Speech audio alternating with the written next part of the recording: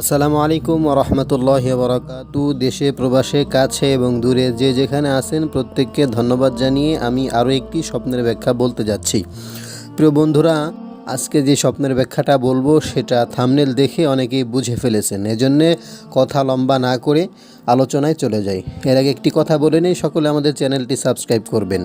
প্রিয় বন্ধুরা, হজরত মোহাম্মদ ইবনে সিরিন রহমতুল্লাহ আলাইহি বলেছেন, চাউল দেখা চাউল পরিমাণ লাভ হবে।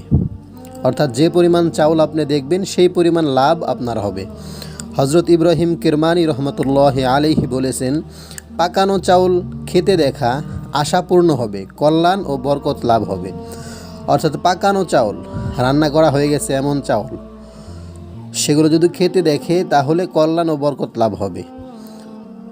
পোলাও খেতে দেখা অতি শুভ লক্ষণ। আপনি যদি স্বপ্নে দেখেন আপনি পোলাও খাচ্ছেন, তাহলে এটা অতি শুভ লক্ষণ, অনেক অনেক ভালো। চাউল ও দুধ খেতে দেখা দুঃখ কষ্টের লক্ষণ।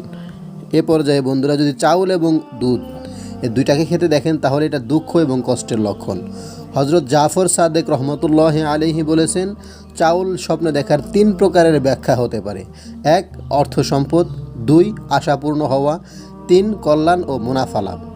এজন্যে চাউল দেখলে যতগুলো ব্যাখ্যা বর্ণিত হলো সব থেকে শুধুমাত্র একটা ব্যাখ্যা ব্যতীত সবগুলোই আমাদের জন্য কল্যাণকর।